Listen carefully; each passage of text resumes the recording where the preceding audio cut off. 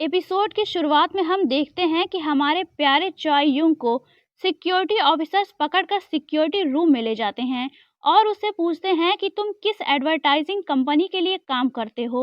वह उसकी आइडेंटिटी से रिलेटेड कई तरह के सवाल पूछते हैं, पर चॉय यूंग उन्हें कोई जवाब नहीं देता और वह सीसीटीवी की फुटेज को ध्यान से देख रहा होता है। तभी उसे एक जगह युनसु दिखाई देती है, जो कि सेमिनार के खत्म होने के बाद रिसेप्शन पर आकर पेशेंट की अपॉइंटमेंट लिस्ट चेक कर रही होती है। चॉय यूंग सिक्योरिटी ऑफिसर से कहता है कि मुझे भी इसके अंदर जाना है, मुझे उस डॉक्टर से बात करनी है, क्या तुम इसको खोल सकते हो? उसकी इस बात को सुनकर सिक्योरिटी ऑफिसर हंसने लगता है और कहता है कि क्या तुम मजाक कर रहे हो? फिर वह उसके कॉस्ट्यूम और उसकी स्वॉर्ड को टच करके देखने लगता है। इस पर चॉय यूंग उसका हाथ मोड़कर उसे धक्का देकर खुद से दूर कर देता है। इस पर वो सिक्योरिटी ऑफिसर अपने सिक्योरिटी गार्ड से पुलिस को कॉल करके बुलाने का ऑर्डर देता है और खुद शॉक स्टिक लेकर उसके सामने आ जाता है। इस पर चॉय यूंग उसकी शॉक स्टिक को अपनी स्वॉर्ड से काट देता है। इस पर वो सिक्योरिटी ऑफिसर और भी ज्यादा डर जाता है। इधर युनसु सीसीटीवी की स्क्रीन से गायब हो जाती है, क्योंकि वो हॉस्पिटल के मैनेजर के साथ हॉस्पिटल में आए नए मेडिकल टूल्स को चेक कर रही होती है। तभी उसे ढूंढते हुए वहां चॉय यूंग आ जाता है और कहता है कि एक पेशेंट की कंडीशन बहुत ज़्यादा सीरियस है, उसके गले की कुछ नसें कट गई हैं, क्या तुम उसका इलाज कर सकती हो? इस पर युनसु अपने साथ खड़े मैनेजर से धीरे से कहती है कि ये आदमी शायद कोई पागल है। इस पर मैनेजर कहता है कि मुझे लगता है कि ये जानबूझकर तुमसे बात करने के लिए ऐसी हरकतें कर रहा है। ये सुनकर युनसु चॉय यूंग से बिना कुछ कहे वहां से जाने लगती है। तभी चॉय यूंग उसका रास्ता रोक लेता है। तभी सिक्योरिटी ऑफिसर एक पुलिस ऑफिसर को वहां लेकर आता है और कहता है कि ये वही आदमी है जो कि गैर कानूनी हथियार लेकर लोगों को डरा रहा है। इस पर पुलिस ऑफिसर चॉय यूंग से खुद को सरेंडर करने के लिए कहता है। चॉय यूंग अपनी तलवार निकाल लेता है और युनसु से पूछता है कि क्या तुम उस पेशेंट को बचा सकती हो? इस पर युनसु डरते हुए कहती है कि ये तो मैं तभी बता पाऊंगी जब मैं देखूंगी कि उस पेशेंट को कहाँ और कितनी चोट लगी है। इस पर चॉय यूंग कहता है कि क्या तुम जानना चाहती हो कि उस पेशेंट को कितनी चोट लगी है? इतना कहकर वह पुलिस ऑफिसर को धक्का देकर जमीन पर गिरा देता है, जिससे कि वो बेहोश हो जाता है और सिक्योरिटी ऑफिसर के गले पर अपनी स्वॉर्ड से बिल्कुल उसी तरह कट लगाता है जैसे कि क्वीन के गले पर कट लगा होता है। ये देखकर तो वहां पूरी भगदड़ मच जाती है। चॉय यूंग उस सिक्योरिटी ऑफिसर को काउंटर पर लिटा देता है और युनसु से कहता है कि मेरे पेशेंट के गले पर बिल्कुल इसी तरह का कट लगा है, क्या तुम इसे ठीक कर सकती हो? तुम रिलैक्स होकर इसका इलाज करो, अगर तुम इसे ठीक नहीं कर पाओगी तो मैं किसी दूसरे आदमी का गला काटकर उसे भी तुम्हें ट्राई करने के लिए दूंगा। ये सुनकर मैनेजर तो बहुत ज़्यादा डर जाता है और युनसु जल्दी जल्दी सारे मेडिकल टूल्स को लेकर मैनेजर के साथ सिक्योरिटी ऑफिसर की सर्जरी करने लग जाती है। इधर स्पेशल कमांडो की एक बड़ी यूनिट चॉय यूंग को अरेस्ट करने के लिए आ रही होती है, क्योंकि उन्हें हॉस्पिटल के स्टाफ से इंफॉर्मेशन मिली होती है कि एक साइको बंदे ने सिक्योरिटी ऑफिसर को मारकर एक लेडी डॉक्टर और हॉस्पिटल के मैनेजर को होस्टेज बनाया हुआ है। इधर युनसु उस सिक्योरिटी ऑफिसर की सर्जरी कर चुकी होती है। चॉय यूंग उसे चेक करता है तो वो जिंदा होता है। इस पर चॉय यूंग जल्दी जल्दी वो सारे मेडिकल टूल्स और दवाएं एक पोटली में डालता है और युनसु को साथ लेकर जाने लगता है। बाहर आकर वो देखता है कि बाहर बहुत सारे स्पेशल कमांडो ने उस हॉस्पिटल को चारों तरफ से घेर रखा होता है। इस पर युनसु कहती है कि तुम यहाँ से नहीं निकल सकते, तुम्हें खुद को सरेंडर कर देना चाहिए। इस पर चॉय यूंग अपने सुपर पावर का यूज करता है, जिससे कि एक ही बार में सारे स्पेशल कमांडोज रास्ते से साफ हो जाते हैं और वो युनसु को लेकर दोबारा उसी जगह आता है जहां वो मैजिकल पोर्टल होता है। युनसु बहुत डरी हुई होती है। वह चॉय यूंग से कहती है कि प्लीज मुझे मत मारो, तुम्हें जितने पैसे चाहिए मैं तुम्हें दूंगी। इस पर चॉय यूंग उससे कहता है कि मैं तुम्हें नहीं मारूंगा, मैं तुमसे वादा करता हूँ कि अगर तुम मेरे पेशेंट की जान बचा दोगी तो मैं तुम्हें दोबारा यहाँ लाकर पहुँचा दूंगा।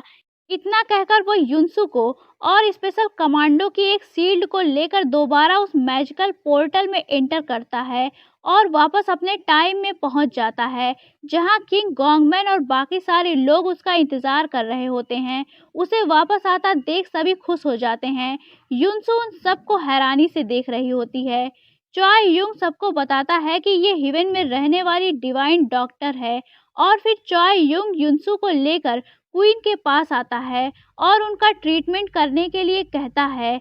इस पर युनसू कहती है कि मुझे समझ में आ गया है कि यहाँ क्या हो रहा है।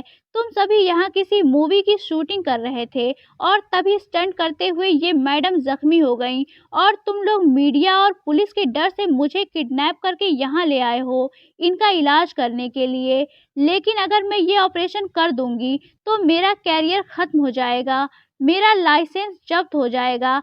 इतना कहकर वह वहाँ से जाने लगती है। तभी चॉय यूंग कहता है कि तुम पहले पेशेंट का इलाज करो, जब वो ठीक हो जाएगी तो तुम्हें जहाँ जाना है मैं तुम्हें छोड़ कर आऊँगा। इस पर हार पछताकर युनसू को क्वीन की सर्जरी करनी पड़ती है। डॉक्टर जैंग और बाकी सारे सोल्जर्स उसके टूल को और उसके ऑपरेशन के मेथड को हैरानी से देख रहे होते हैं। फाइनली युनसू सर्जरी कंप्लीट कर लेती है। क्वीन की मेड ये सब कुछ देख रही होती है और वो धीरे से सबकी नज़रें बचाकर एक सीक्रेट प्लेस पर जाती है, जहाँ पहले से एक आदमी मौजूद होता है। वो मेड उसे डिवाइन डॉक्टर के आने और क्वीन के ठीक हो जाने के बारे में बताती है। इधर युनसू ऑपरेशन करने के बाद उन्हें कुछ ज़रूरी इंस्ट्रक्शंस देकर वहाँ से जाने लगती है। तभी चॉय यूंग आकर उसे रोक लेता है और कहता है कि मैंने तुमसे कहा था कि जब तुम पेशेंट को ठीक कर दोगी तो मैं तुम्हें वापस छोड़ आऊँगा, पर अभी तक क्वीन को होश नहीं आया है, इसलिए अभी तुम यहाँ से नहीं जा सकती। इतना कहकर चॉय यूंग युनसू को वापस लेकर आ जाता है। नेक्स्ट सीन में एडवाइजर जो एल्सिन राजा से कह रहा होता है कि हिवेन से आई हुई डिवाइन डॉक्टर जिसने मरती हुई क्वीन को वापस जिंदा कर दिया, उसे गॉड ने हमारी मदद के लिए भेजा है, तो हम उसे वापस हिवेन क्यों जाने दें। इस पर चॉय यूंग कहता है कि मैंने उससे वादा किया है कि मैं क्वीन के ठीक होते ही दोबारा उसे हिवेन में छोड़कर आऊँगा।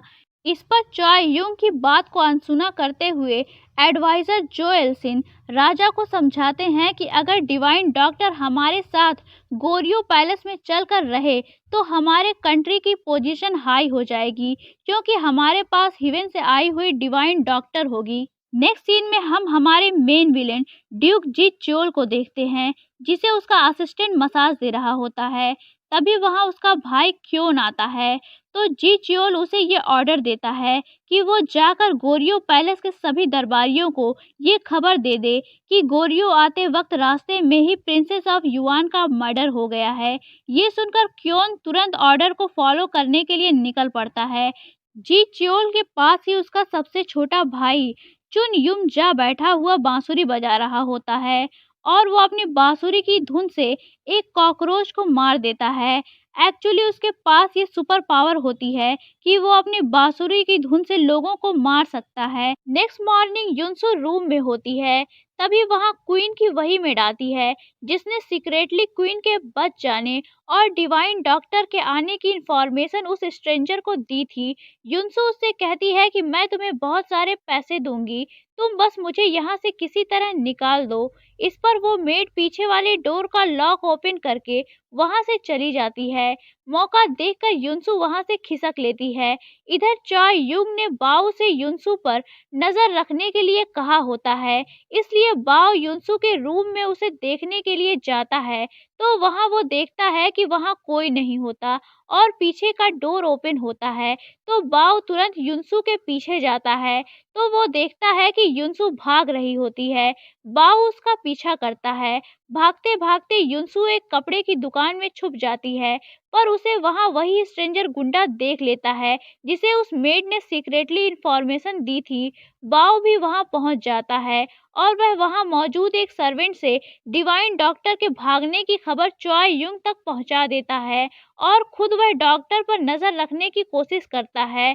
उधर वो सर्वेंट चॉय यूंग को डॉक्टर के भागने के बारे में बताता है, तो चॉय यूंग उस सर्वेंट के साथ युनसू को ढूंढने निकल पड़ता है।